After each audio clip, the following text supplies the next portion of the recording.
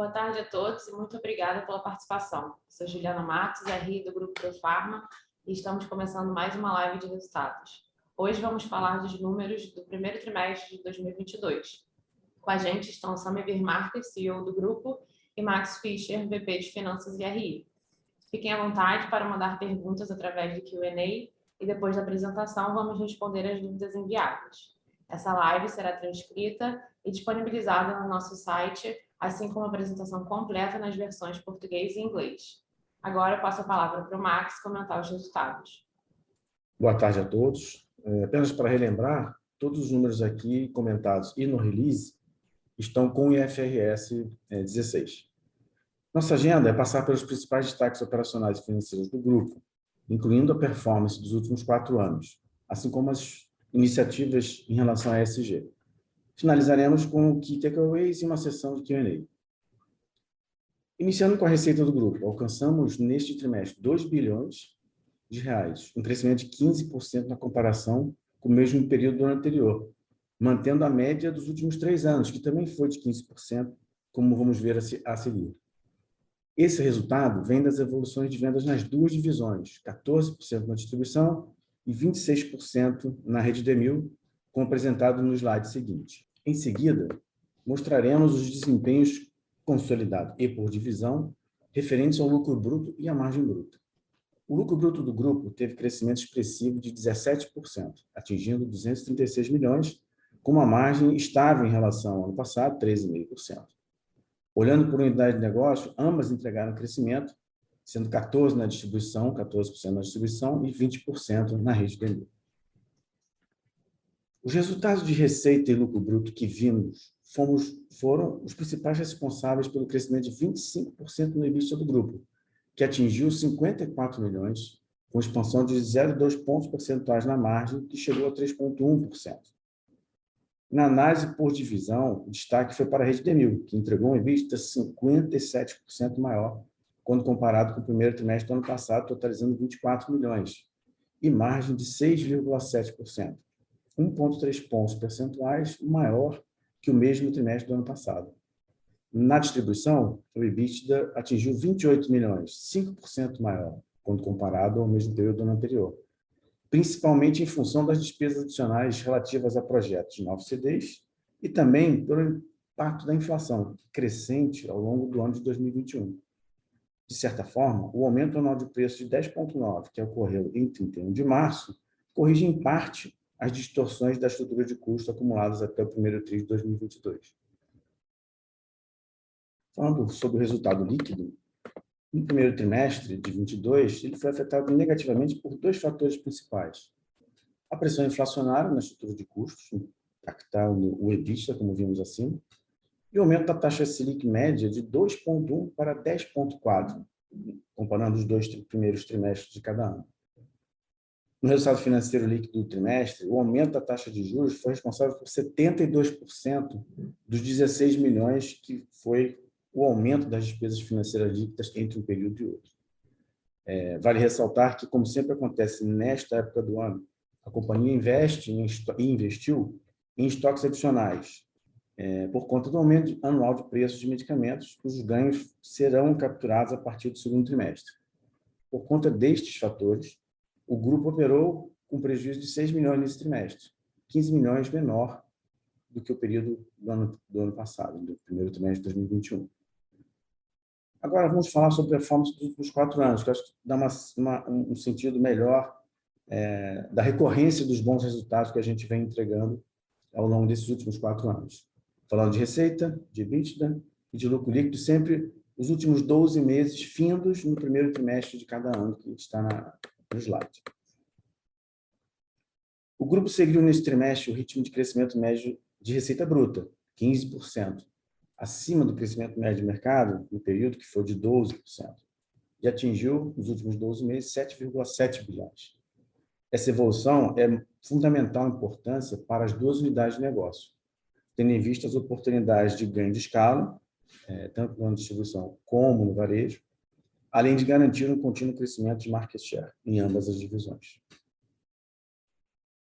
Passando agora para o EBITDA, é tão importante você garantir o crescimento da receita, como também garantir que isso se traduz em evoluções no resultado operacional. Quando a gente olha para os últimos 4 anos, fica claro que a gente conseguiu, que a Profarma conseguiu capturar esses benefícios, olhando a performance média de 16% nesses 4 anos, intervalo de 3 em 4 anos, um ponto percentual acima do crescimento médio da venda. Para um negócio de escala, para negócios de escala, como são distribuição e varejo, esse é um indicador extremamente relevante e positivo no que diz respeito à performance operacional da companhia. Aí você vê que neste período o EBITDA cresceu 56% entre 19 e 22, sempre nos últimos 12 meses, né? Fim no primeiro trimestre, e atingiu 267 milhões agora nos últimos 12 meses do primeiro trimestre de 22. Olhando para o lucro líquido, nos últimos 12 meses, fins agora em março, a gente observa um incremento, comparando 2019 com 22, de 76 milhões. E aí a gente consegue atingir, no acumulado de 12 meses, 63 milhões, embora tenhamos feito prejuízo nesse primeiro trimestre, e o crescimento médio de cada ano perto de 90%. Aí, quando a gente olha 2020 para 2022, o lucro é quase 3 vezes maior, quando comparando 22 com 20. Agora, vamos falar um pouco sobre as nossas iniciativas de ESG. A gente segue em busca de melhorar as nossas ações para gerar maiores impactos sociais, ambientais, buscando sempre uma direção de governança cada vez mais sólida. Como exemplo desse trimestre, fizemos uma parceria extremamente relevante com a P&G e a Always, através da marca Always, para a construção da primeira aceleradora social do mundo, voltada para o combate à pobreza menstrual. Ponto extremamente relevante hoje em discussão no país e no mundo. O Instituto Profarma fez várias ações, entre elas ações de assistência, de educação e saúde, que conseguiu impactar mais de 41 mil pessoas, incluindo as pessoas que tiveram problemas nas cheias aqui do Rio de Janeiro nesse primeiro trimestre. Distribuiu cerca de 42 toneladas de alimentos para famílias cadastradas em ONGs que estão associadas ao Instituto. Estabeleceu uma parceria inédita com a ONG Família Criativa do Campo para patrocinar uma perfuração de um poço artesiano que vai beneficiar cerca de 15 municípios no sertão do Rio Grande do Norte. Coisa fantástica, e a gente sabe qual é a necessidade, né, que a gente tem nessa região do país. Agora, indo para os key takeaways, as mensagens mais relevantes, acho que vale ressaltar que nesse trimestre a gente teve resultados muito importantes que reforçam a nossa evolução, a contínua evolução operacional do grupo, nas duas divisões. Embora alguns deles afetados momentaneamente por alguns eventos que são conhecidos, inflação, taxa de juros crescendo, e que foram tratados pela companhia, como a gente já viu. O destaque, acho que foi para o crescimento das duas divisões, acima de mercado, acompanhadas, né, de resultados também em lucro bruto. Os lucros brutos acompanhando o crescimento de vendas também são indicadores importantíssimos quando você está num mercado que faz você crescer. Vimos os impactos negativos de uma inflação crescente ao longo de 21. É sempre bom lembrar que no nosso setor a gente tem um aumento de preço sempre no 31 de março. Então, a inflação ela bate forte ao longo do ano, e como esse ano ela foi crescente, o primeiro trimestre é sempre o pior momento em relação às despesas operacionais em relação à venda.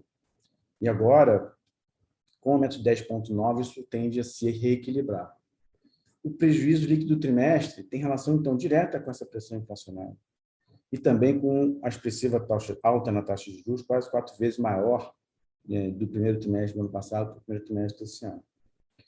Então, voltando ao aumento de preço, que é um ponto importante, em média 10,9, que ocorreu agora em 31 de março, além de restabelecer o equilíbrio na estrutura de custo em relação à venda, ele também nos permitiu investir em estoques adicionais, como é comum nessa época do ano, com o objetivo de oferir esses ganhos a partir do segundo trimestre. A gente fechou, só para dar alguns números, né, a gente fechou em março, o estoque que virou de março para abril, em quase R$1 bilhão, um recorde, só de medicamentos. No ano passado, isso foi perto de 770 milhões. Lembrando que no ano passado o aumento foi de 8,5 e esse agora foi de 10. Na nossa estrutura, deu 10,5, entre 10,5 e 10,9. Então, acho que o outro destaque importante que a gente não pode deixar de passar foi o desempenho da Demil. Quem assistiu à apresentação hoje de manhã da Demil, acho que deve ter ficado impressionado com os resultados entregues, cresceu 26%, o EBITDA sobe 57%, vários indicadores, tanto de lojas novas, como das lojas de rua, como das lojas de shopping, todas crescendo de forma homogênea e constante ao longo do trimestre também.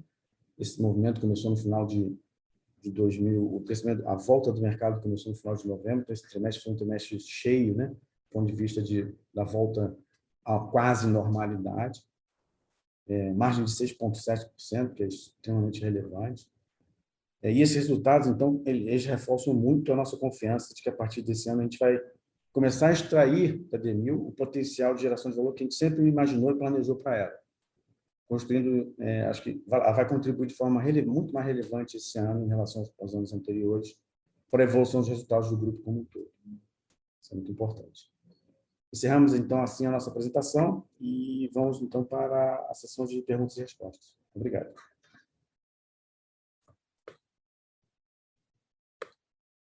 Uma pergunta que chegou aqui perguntando da evolução da dívida no decorrer do ano. Perspectivas de diminuir? Essa é uma pergunta importante, né? É um tema bastante recorrente aí nessa época do ano. Como a gente comentou na apresentação, a dívida sobe agora no primeiro trimestre, como é normal, por conta do aumento de preço. Esse ano, acho que, se não me engano, foi o segundo maior aumento nos últimos 10 anos. Então, a gente investiu realmente pesado, como eu comentei anteriormente, a gente chegou a montar um estoque de quase 1 bi.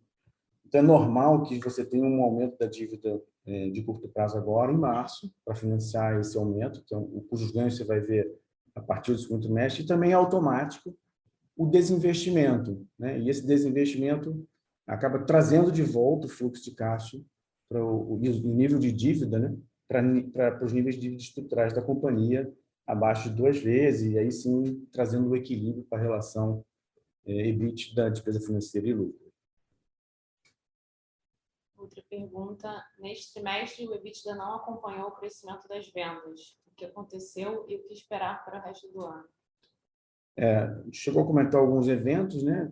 A pressão inflacionária realmente foi no pico, né? E lembrando que no ano passado a inflação acelerou muito, né, no final do ano, e nosso aumento é anual, né, por lei, pelo menos para medicamento, que é mais de 60% da venda. Isso ocorre sempre em 1º de abril, 31 de março, 1º de abril. Então, a maior pressão inflacionária, a gente teve também algumas despesas entre CDs, projetos CDs novos, adicionais de embalagem e aluguel também, mais ou menos uns 4 milhões. Sem esses 4 milhões, o nosso EBITDA poderia ter sido até 20% de crescimento, ao invés de 5%, falando da distribuição. E um ponto importante, o aumento de preço, né? Falando um pouco dos próximos trimestres, né? Como é normal, né? Historicamente, eu olhei um pouco nos últimos 3 anos, que foram os anos que a gente deu lucro, né? Cerca de 80% a 85% do EBITDA do ano, a gente constrói a partir do segundo trimestre. O primeiro trimestre ele é curto, né? Tem pressão inflacionária, então ele tem sempre um resultado que não acompanha o pedaço, né, de 25% do ano que deveria ser atribuído ao resultado pelo primeiro trimestre.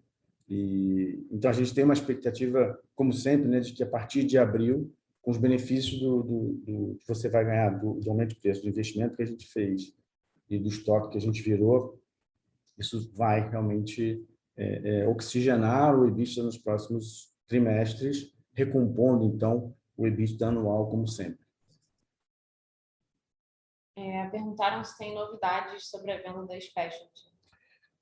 Tem sim, né? Saiu uma notícia, se não me engano, foi no final de abril, que o CAD aprovou integralmente a operação sem restrições. Agora corre um período de cura obrigatória, o último período de 15 dias para qualquer pronunciamento de qualquer pessoa ou empresa que queira declarar alguma coisa contra. Então, é bem provável que o fechamento da operação aconteça aí ainda nesse segundo tri, né, até o final de junho. E a boa expectativa de entrar os recursos, né, cerca de 70 milhões esperados, que vão ajudar bastante também na adequação da dívida, enfim, e redução de despesa financeira, benefícios diretos no resultado da companhia. No ano passado, vocês começaram com um lucro de 9 milhões e o acumulado do ano foi quase 80 milhões. Agora começam com prejuízo de 6. Acreditam ser possível terminar o ano com lucro maior que 2021?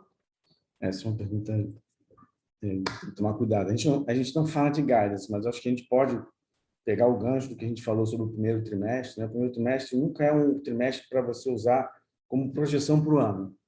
Comentei que no EBITDA, né, 80% a 85% do EBITDA do ano se faz a partir de abril. Quando eu vou para o lucro, e aí, pegando o real até de 2019 até 2021, quase 100% do lucro aconteceu a partir de abril. E, às vezes, o lucro do ano é maior porque o primeiro trimestre você faz lucro, e nem isso, às vezes, é suficiente para você imaginar um lucro menor no ano. Então, acho que é importante entender essa dinâmica do primeiro trimestre não ser a base de uma projeção, pelo contrário, por vários anos a gente começou com prejuízo e entregou um lucro no ano todo maior do que o ano anterior. A gente já viveu outros cenários de taxa de juros elevados, é importante a gente colocar isso, né? Não é a primeira vez que a gente enfrenta inflação alta e taxa de juros alta. O nosso setor é um setor bastante resiliente e a gente tem já as contramedidas com relação a isso, já começaram bem cedo no ano, porque a gente não administra a taxa de juros, a gente não vai controlar nunca o nosso desejo de que ela caia, a gente não consegue botar a mão nisso, mas a gente consegue sim se preparar, foco total na gestão do ciclo de caixa para reduzir a necessidade de capital de giro. A gente é uma empresa que cresce, então controlar o capital de giro é fundamental para você desalavancar a companhia, seguir crescendo e, com isso, amenizar os efeitos, né, através de uma dívida menor, amenizar os efeitos dessas taxas de juros crescentes. E a inflação, acho que agora tende a ceder um pouco, vai depender muito do cenário externo, mas, de novo, um setor resiliente. A gente já enfrentou esses cenários macroeconômicos outras vezes e fomos bastante felizes nessas ações de otimização de capital de giro e busca, né, de uma redução de endividamento e, por tabela, minimizar os impactos dessas altas taxas de juros.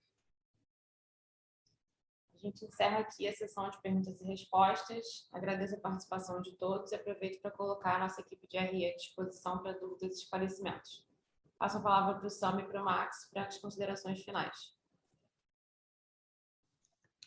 Bom, acho que as mensagens aqui foram bem claras, né? A empresa, como um todo, né? A gente viu o destaque de novo para o varejo, aí, recompondo aí as nossas expectativas como uma divisão de bastante potencial de resultado.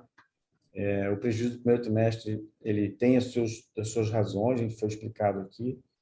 E, de novo, historicamente, o primeiro trimestre não é um guidance para o resultado do ano, pelo contrário, maior parte do resultado da empresa a gente faz sempre a partir do segundo tri, que é quando a gente, né, consegue recolher os benefícios tanto da pré-alta como de trimestres mais fortes. Então, acho que eu queria agradecer a todos, agradecer tanto todos os funcionários da Demil, todos os funcionários da Profarma, da distribuição, que têm trazido a gente até esse ponto e vão nos levar, com certeza, para frente também resultados melhores. Obrigado.